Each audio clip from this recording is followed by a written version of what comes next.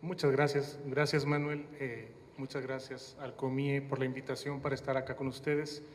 La primera ocasión que vengo a un evento del COMIE y estoy muy contento de estar acá.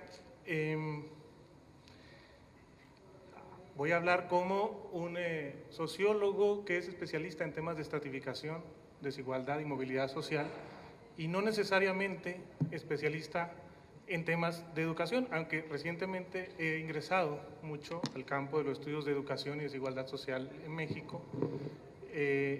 Y como tal, desde esta perspectiva general, quiero centrar mi primera intervención en situar un marco analítico a partir del cual, desde la sociología de la estratificación social, podemos entender o debemos estudiar las desigualdades educativas. ¿Cómo abordar entonces el tema de la desigualdad educativa desde la perspectiva clásica de los estudios de estratificación social? Convendría comenzar diciendo que los estudios de estratificación social se centran fundamentalmente en la transmisión intergeneracional de la desigualdad. ¿Sí? Se centran en cuál es el vínculo, cuál es la asociación que existe entre orígenes y destinos sociales. Esta asociación es el objeto de una multitud de estudios en sociología que se centran en, por ejemplo, la movilidad social, la movilidad económica, la movilidad ocupacional de las personas, como indicadores del estatus o de la posición social de las personas. En este ámbito, la educación se concibe, y parto nuevamente, repito, desde la perspectiva de los estudios clásicos de estratificación social, como la correa de transmisión fundamental de la desigualdad social en las sociedades contemporáneas. ¿Sí? La educación consiste, es ese engranaje, ¿sí? La escolaridad en particular, la educación formal, se constituye como el mecanismo más importante que vincula el origen social de las personas con su destino social. ¿Sí? Esta relación, entonces, se plantea en una relación de tres elementos, de tres variables. Por supuesto, el origen social se asocia a los resultados educativos de las personas, ¿sí? El origen de las familias, el origen social, el origen socioeconómico de las familias, se vincula con los destinos educativos de los hijos, lo cual, a su vez, en perspectiva intergeneracional y longitudinal, termina incidiendo sobre estos destinos educativos de los hijos, terminan incidiendo sobre los destinos ocupacionales o sociales, económicos de las personas. Si ustedes ven, ahí tenemos una relación muy simple, pero muy poderosa en términos analíticos que, como les dije antes, ha dado lugar a una bibliografía impresionante de estudios en este campo, con todos los detalles, las especificidades que uno quiera plantear. Ahora, esta es una relación, ¿sí? Que está bajo cuestionamiento. ¿Sí? Es una relación que está bajo cuestionamiento en varios frentes. Y uno de ellos, sobre el cual quisiera centrarme más adelante en alguna otra intervención, es la asociación entre logro educativo y posición social, y particularmente sobre la posición en el mercado de trabajo. ¿Sí? Es una asociación bajo cuestionamiento. Se plantea desde distintas perspectivas críticas que la asociación entre educación y más específicamente sobre escolarización formal y logro educativo es una asociación debilitada. Es una asociación ya no unívoca, es una asociación que ha perdido importancia a lo largo del tiempo, de tal manera que, si esto es así, por tanto, la educación pierde ese papel como correa de transmisión de las desigualdades. Más adelante voy a hablar un poco sobre esto, ¿sí? Sobre este tema en particular y sobre algunos resultados de investigación, si me da oportunidad. Pero volviendo a esta asociación, origen social, educación y destino, entonces tenemos ahí en el fondo dos ejes analíticos de los cuales se centra la sociología de la estratificación social. El primero, obviamente, es entre origen social y logro educativo. ¿Sí? Es una asociación importante que en una sociedad tan desigual como la mexicana permanece, se reproduce y no cambia en el tiempo. Se reduce poco la asociación entre orígenes sociales y logro educativo. Y la segunda es la asociación que les planteaba recién entre logro educativo y logro ocupacional. Quisiera muy brevemente, me va a llevar mucho menos de 10 minutos mi primera exposición en esta mesa, plantear 4 temas sobre los que espero tener oportunidad de conversar con ustedes en siguientes oportunidades. El primero es, como les decía, el tema de las desigualdades sociales en la progresión escolar. Creo que es un tema central que tiene que ser permanentemente analizado y monitoreado, ¿sí? La idea es que parecería que el incremento de la cobertura educativa, por definición, implica una reducción de la desigualdad social. Quisiera cuestionar esa asociación, ¿sí? Lo segundo es la relación entre desigualdad social y el logro educativo, pero ya no entendido como progresión escolar, sino entendido como desigualdades en aprendizajes. Este tema, ustedes saben bien, es un tema que ha ocupado quizá el lugar central de la investigación sobre desigualdad educativa en años recientes. ¿Sí? El tema, cuando se habla de desigualdades en educación o en logro educativo, generalmente se piensa en desigualdades en aprendizajes. Quisiera también hablar sobre las enormes desigualdades que persisten en México, y particularmente a través de los resultados de Planea, un examen cuyos resultados apenas la semana pasada fueron publicados, presentar algunas viñetas que nos permiten dimensionar cuál es la magnitud de estas desigualdades y también cuestionarnos en qué medida la reforma, así llamada reforma educativa, planteada recientemente, en la que estamos inmersos, planteada por el gobierno federal, ataca o no este tema de las desigualdades educativas. Y el tercer tema es el de la segmentación institucional, ¿sí? ¿Y hasta en qué medida existe? Me refiero a segmentación institucional en el sistema educativo.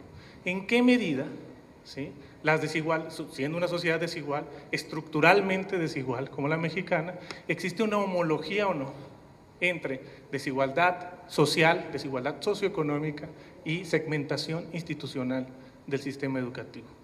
Y en qué medida, entonces, tendríamos que cuestionar, existe una reproducción institucional desde las propias instituciones de las desigualdades sociales observadas, y cuál es la agenda de investigación y también de intervención, cuál sería la agenda de intervención en este ámbito.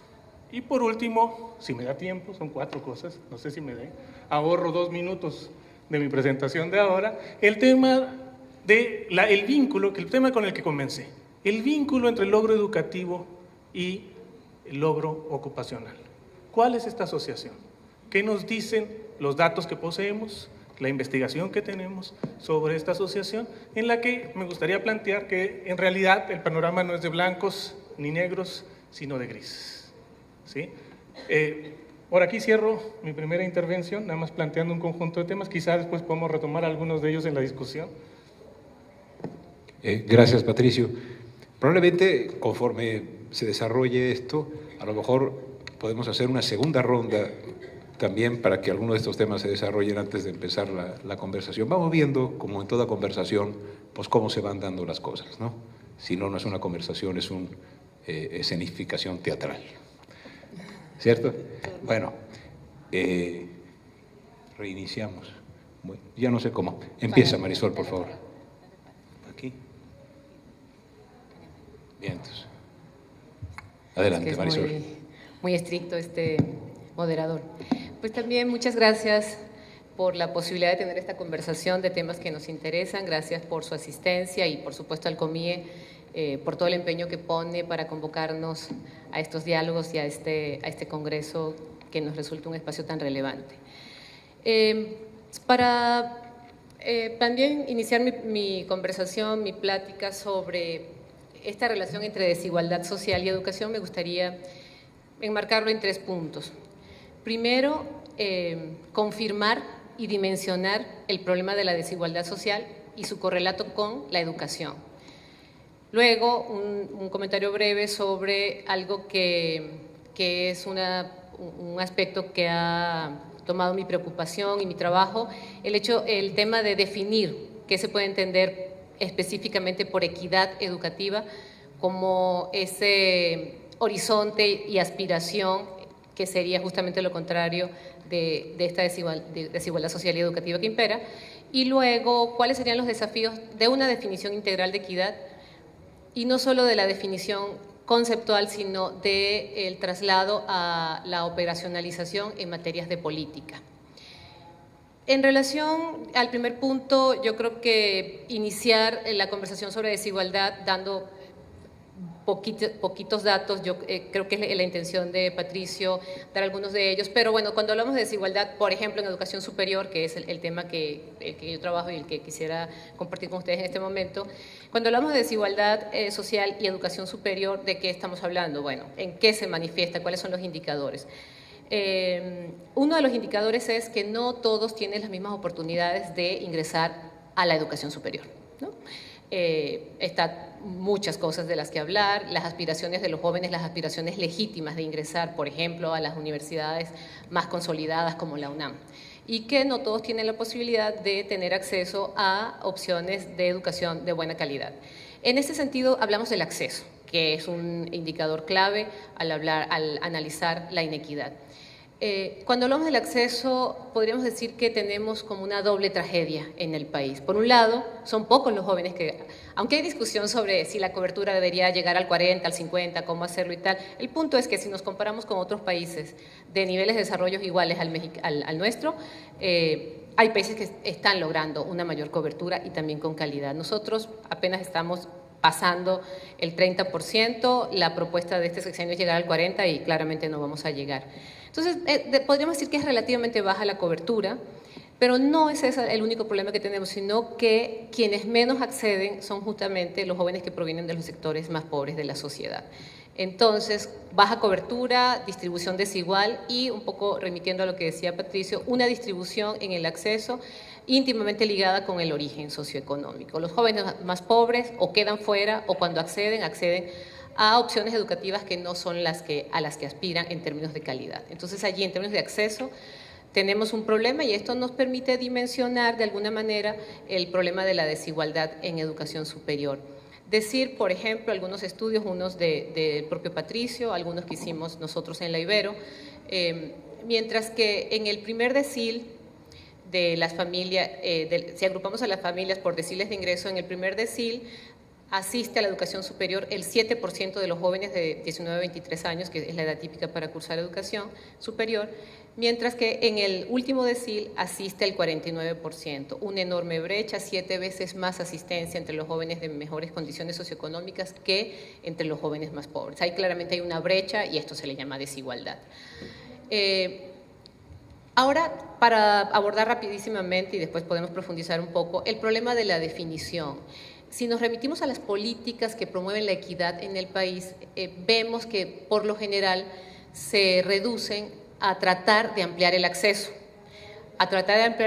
mediante algunos insumos como becas y como creación de nuevas universidades. Y en esas mismas acciones que supuestamente tienden a la equidad, encontramos profundas desigualdades.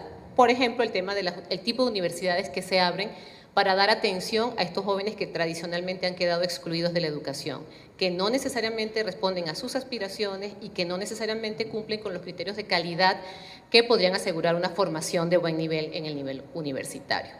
Entonces, una concepción de equidad fragmentada, dirigida básicamente a tratar de garantizar la cobertura y muy limitada, porque finalmente, aún centrándose en acciones para ampliar la cobertura, no se logra la cobertura ni en la dimensión esperada, ni en la distribución, digamos, igualitaria o en una cierta igualdad de oportunidades, que sería lo deseable en un país democrático al que aspiramos que podemos tener. Entonces, cuando hablamos de equidad, las definiciones tradicionalmente hablan de igualdad de oportunidades, que también es un principio que tiene cuestionamientos, pero hay más o menos acuerdo en decir que se trata de garantizar el acceso, el tránsito, la trayectoria, los procesos y los resultados, que todos los jóvenes tengan las mismas oportunidades para acceder, para permanecer en la universidad y para egresar de la universidad con aquellos resultados que sean significativos para su vida. Sin embargo, mi opinión es que hay que matizar estos acuerdos que hemos tenido. No es simplemente el acceso a cualquier universidad, ahí habría que ponerle un calificativo, un acceso efectivo para opciones educativas que satisfacen las necesidades diversas de los jóvenes. Se requiere también una perspectiva de compensación de desigualdades porque no todos entran, y ya lo sabemos, en las mismas condiciones. Hay jóvenes que han enfrentado rezagos a lo largo de toda su vida, brechas educativas, dificultades en el desarrollo de habilidades cognitivas, de conocimientos, de actitudes, de competencias, y llegan a la universidad y por supuesto no pueden remontar esas brechas que han acumulado a lo largo del tiempo. Entonces hace falta una perspectiva de compensación o de emparejar el terreno, como lo ha dicho algún autor, de manera que todos tengan las mismas posibilidades de aprovechar las oportunidades que se brindan al interior de la universidad. La permanencia, clarísimo, y aquí a mí me interesa mucho meter un tema que es el tema justamente de atención pedagógica. Cuando hablamos de términos de equidad vinculados a las políticas, hablamos de números y hablamos de cuántas acciones, cuántas escuelas, cuántos cupos hay que abrir, etcétera, y muy pocas veces se centra la atención en la atención pedagógica que requieren los estudiantes para poder aprovechar esa oportunidad educativa que tienen enfrente y que la universidad realmente sea una oportunidad para expandir sus capacidades. El tema pedagógico yo creo que ha estado ausente en las discusiones sobre equidad y tenemos que, desde el punto de vista educativo y estando en este ambiente educativo, ponerle mayor atención.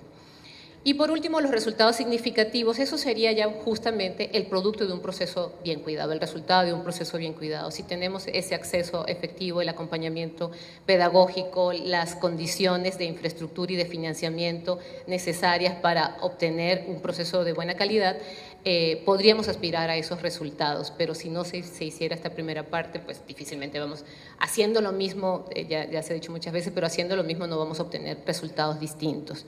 Y lo que estamos obteniendo ahorita también son circuitos diferenciados de formación y de calidad, circuitos diferenciados de aprovechamiento de ese bien público que se llama educación, y lo que estamos haciendo es de alguna manera reproducir esas desigualdades.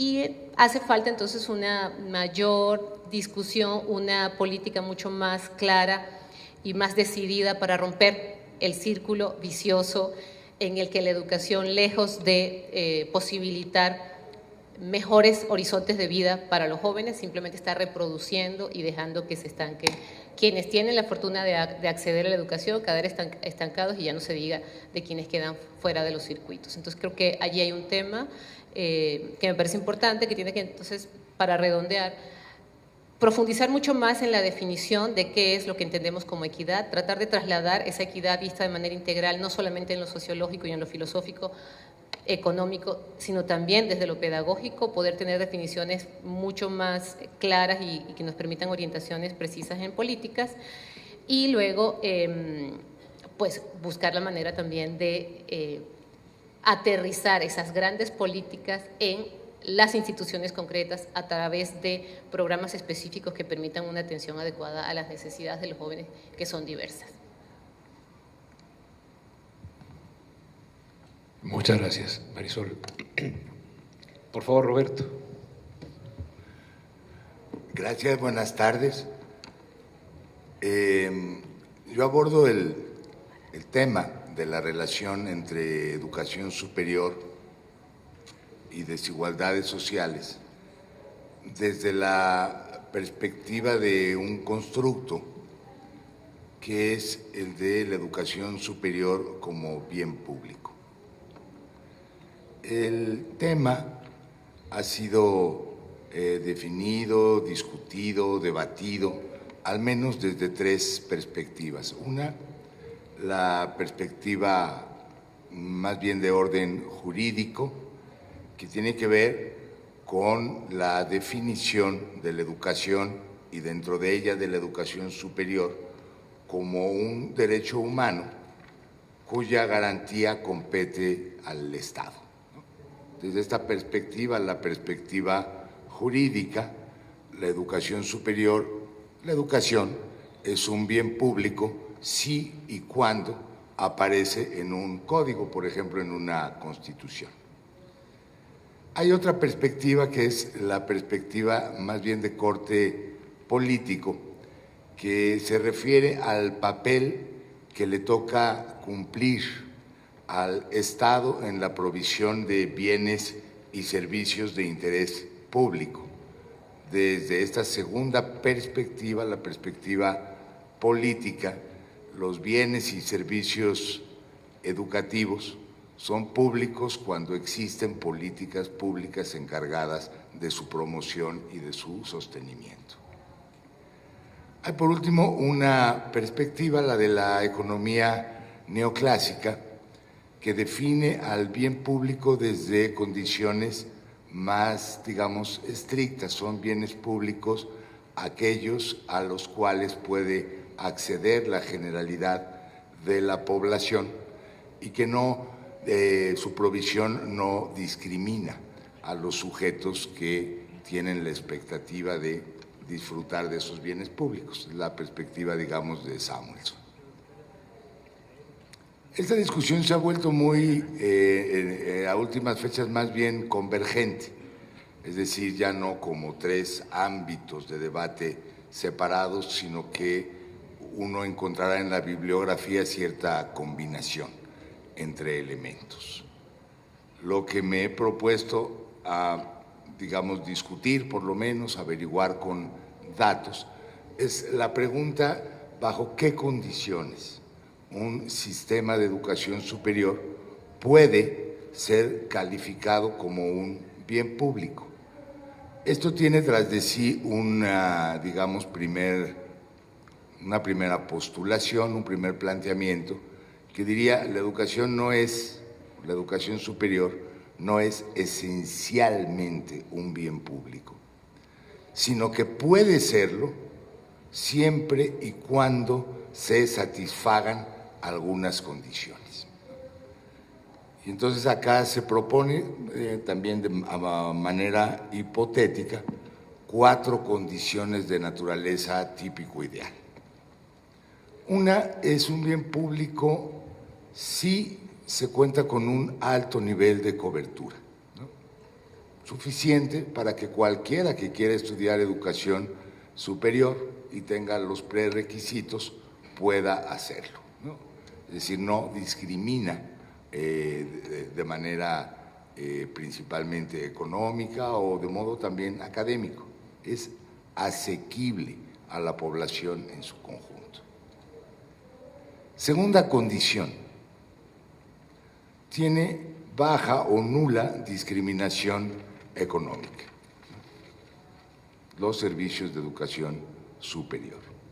Entonces son gratuitos o, si no lo son, hay sistemas que permiten que las personas puedan costearlos.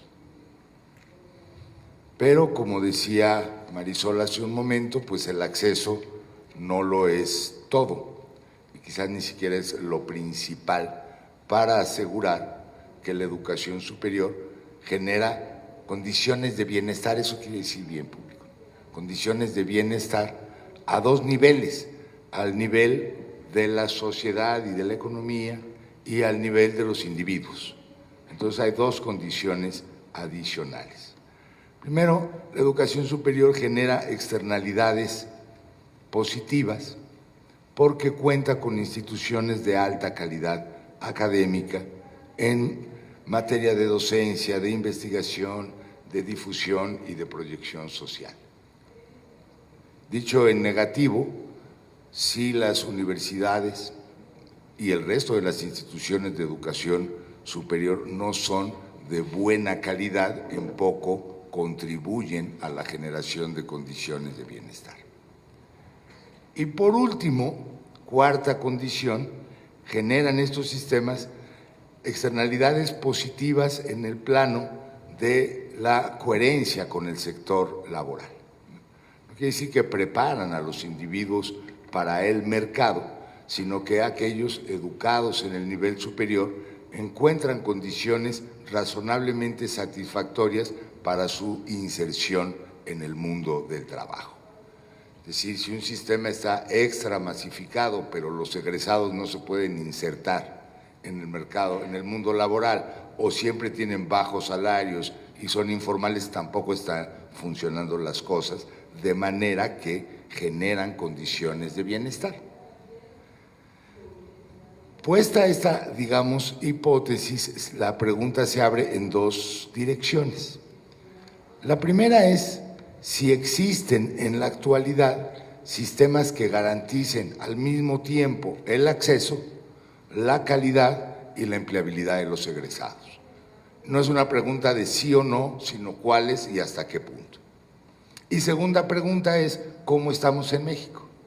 En estas 4 dimensiones, es decir, cuáles son los niveles de cobertura, qué tan público es el sector público en educación superior, cuál es la calidad del conjunto de las instituciones y cuáles son las condiciones de empleo de los egresados. Me parece que esa, digamos, perspectiva multidimensional, dicho así porque tiene varias dimensiones, no es nada en particular, permite una aproximación quizás más rica y más completa al análisis de la educación superior como bien público, y en la segunda parte de la respuesta pues intentaré abordar estas 2 preguntas. En el plano internacional, ¿qué han hecho algunos sistemas para garantizar al mismo tiempo buenas condiciones de acceso, calidad académica suficiente y coherencia con el sector laboral? ¿Qué países y qué sistemas? Y la segunda es, justamente y en México, ¿qué estamos haciendo bien y qué estamos haciendo mal al respecto? Muchas gracias. Los 3 han sido muy cumplidos e incluso tienen minutos ahorrados que ojalá se los pudiera dar de vida, pero se los daré de palabra. Me parece que los 3 han planteado, digamos, perspectivas analíticas y nos han dicho que en alguna oportunidad que siga van a tocar alguno de ellos. Si no están ustedes en desacuerdo, me parece que podemos dar 5 minutos a cada uno para que desarrolle uno de los que prometió desarrollaría. Pasamos a la participación de ustedes y hacemos otra ronda de ellos. ¿Les parece bien? ¿Sí? Bueno, puede ser por votación. ¿No? Ya está, bueno. Aquí me regañan. Me pide Marisol votación y Patricio no. Vean ustedes el autoritarismo, ¿en qué lado está? Vamos a hacerlo así, yo creo, porque sí nos quedó hambre de ver qué pasa con alguno de los temas, Patricio. ¿Qué pasa? ¿Qué consecuencias tiene para la política pública y para la definición? Y sobre todo, pues cómo están los sistemas y sobre todo cómo está el país, si nos ayuda Roberto. En alguna ocasión, no me cansaré de repetirlo, Carlos Rafael Rodríguez me enseñó, profesor de la Ibero, que hay 2 condiciones para considerar que un sistema es equitativo. Uno, es una delimitación sumamente útil porque es elegantísima, nadie tiene barreras al acceso a una educación que valga la pena en términos de su máxima calidad, y la segunda es que no exista asociación entre origen y destino. Ese sería, digamos, la propuesta que hace Carlos, que a mí me parece que cuando uno la contrasta con lo que nos han propuesto nuestros colegas, nos puede ayudar a estar en sintonía acerca de la desigualdad o de la inequidad por la vía de una definición relativamente típico ideal de lo que sería un sistema equitativo. Por favor, Patricio, corren, si me ayuda Marisol, otro ratito. Sí, como diría Carlos Monsiváis, para documentar nuestro optimismo. Un par de datos con respecto al incremento en la cobertura, y particularmente tomo el reto de la educación superior. Me centro en los temas de educación superior, datos recientes. Para enmarcar el asunto, sabemos que el énfasis fundamental, o uno de los énfasis fundamentales de la política educativa en educación superior en los últimos años en México ha sido el incremento o la búsqueda de un incremento en la cobertura. Y como se señaló acá, uno de los cuestionamientos básicos ha sido que este incremento no necesariamente se ha logrado a través de la oferta de servicios o de educación superior de iguales niveles de calidad, es decir, se ha logrado a través de una segmentación del sistema de educación superior mediante la instrumentación de opciones que no necesariamente tienen, digamos, el mismo significado, calidad o rendimientos o de habilidad, para ponerlo también en otros términos para los propios jóvenes. Este tema, bueno, es fundamental, es decir, incremento de la cobertura sin una garantía de un piso mínimo, ¿sí?, de calidad, no necesariamente implica mayor equidad. Pero no solo eso, incremento en la cobertura no necesariamente implica, en términos planos y llanos, menor desigualdad en acceso. Y la experiencia de México entre 2008 y 2014, al menos a partir de los datos oficiales del INEGI, de la Encuesta Nacional de Ingreso y Gasto de los Hogares, revela tal situación. Fíjense ustedes, entre 2008 y 2014, si uno toma la población de jóvenes de 18 a 25 años y define acceso a la educación superior como todos los chicos que tienen al menos un año aprobado de educación superior o no lo tienen pero lo están estudiando en el momento de la encuesta, del levantamiento del ENIG, ¿sí?, el incremento en la cobertura es efectivamente de 27% a 31%, pasamos ese umbral del 30% entre 2008 y 2014. Y entonces uno tendería a interpretar que se incrementaron las oportunidades, particularmente para los chicos de estratos sociales bajos. Bueno, en el quintil 5 de ingresos, es decir, el quintil más alto de ingresos de los hogares, la cobertura pasó efectivamente del 53% al 63%, un incremento sustantivo en la cobertura. En los quintiles 1 y 2 permaneció constante. ¿Cuál es el resultado? Incremento de la desigualdad. Esta es la paradoja de un incremento en la cobertura con creciente inequidad social. ¿Sí? ¿Qué nos dice esto?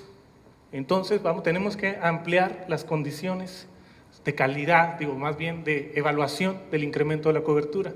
No es solo incrementar la cobertura garantizando un piso mínimo de calidad, sino garantizando que las nuevas oportunidades, ¿sí?, esas que implican o que llevan al incremento en la cobertura, se distribuyan de manera más equitativa.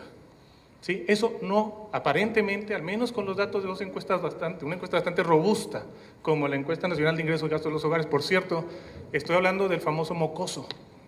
¿Sí? El MOCOSO es el módulo de condiciones socioeconómicas levantado por el Coneval, que es un módulo bastante robusto, y no recuerdo, son cerca de 70,000, 80,000 hogares. Es una encuesta bastante robusta.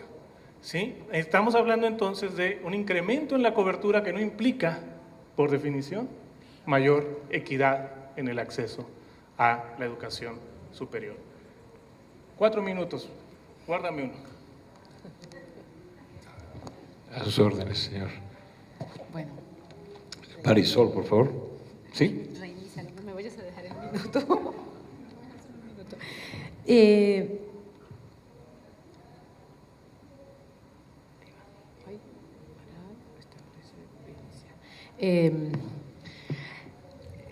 Voy a caer en una provocación de algo que quería yo discutir contigo, Roberto, desde hace tiempo, y también con todos los que están aquí. Yo quería decir de algunas cosas, voy a decir dos cosas. Primero, de algunas cosas que se están haciendo desde el punto de vista pedagógico, no quiero quitar ahí como la presión, porque creo que es importante. Hay países que han democratizado el acceso a la educación y la han acompañado de dispositivos para que ese ingreso sea efectivo, gozoso, si se quiere, ¿no? El primer año la literatura demuestra que es clave, no se vale que entren los chavos con antecedentes que ya conocemos, para nosotros eso no es desconocido, entran a la universidad, se sienten perdidos, no entienden las dinámicas, las lógicas, no cuentan con para utilizar el término capital cultural y escolar suficiente, y bueno, aquello es una situación que puede ser trágica y que puede muchas veces terminar en deserción, que es una enfermedad que nos ataca mucho en educación superior, y no solo en deserción, sino también en frustración en la biografía de los jóvenes. Entonces, el primer año ha sido muy atendido en otras latitudes, con buenos resultados para la población en general y con mayor razón para las poblaciones que tienen déficit. Entonces, allí hay una clara muestra de buenas prácticas en el nivel universitario que podríamos tratar de implementar aquí. Todos entran a la universidad y sálvese quien pueda y a ver cómo le hace. También otra cosa que ha salido en las discusiones del día de hoy, somos muy resilientes los latinoamericanos y entonces salimos porque salimos y eso está muy bien. Pero ¿qué tal? Podría ser mucho mejor si las universidades nos encargáramos y las instituciones en general de poner mejores condiciones. El otro punto son acciones afirmativas que se han desarrollado pero que han sido polémicas para favorecer justamente el ingreso de poblaciones que han sido totalmente excluidas, en algunos países afrodescendientes, etcétera. En México claramente el tema de población indígena que podría ser sujeta o sujeto de este tipo de acciones afirmativas, pero que son controvertidas porque no necesariamente en todas las condiciones abonan a la justicia, pero habría que preguntarnos si no es momento de que en México también pensemos en algunas acciones afirmativas para asegurar mejor la equidad. Pongo un caso, el caso de la beca de Pronaves, que ahora no se llama Pronaves, creo que cambió de nombre, ¿verdad? La beca asume que tiene que darle un apoyo a jóvenes pobres a partir de cierta cantidad de salarios mínimos que ganan las familias, pero todos por igual, la misma beca para todos, y claramente no todos tienen las mismas necesidades. Pero en esta idea de que la justicia es dar igual a todo mundo, se pierde la perspectiva de equidad. Bueno, vamos a tratar de ver cuáles son esas necesidades, dimensionarlas y en función de eso diseñar los apoyos que mejor satisfagan las necesidades. Pero estamos en esta idea de que igual para todo mundo, a lo mejor por ahí podría pensarse que se tendrían que hacer acciones afirmativas. Y el último punto, que es un punto que yo creo que también vale la pena discutir, en ese que me parecía que provoca, el tema del acceso meritocrático. Así lo dice la propia ley de educación, aquellos pueden entrar a la universidad, todos aquellos que cumplan con los requisitos previos y que cuenten con el mérito, pues, ¿no? Que hayan hecho el mérito para ingresar.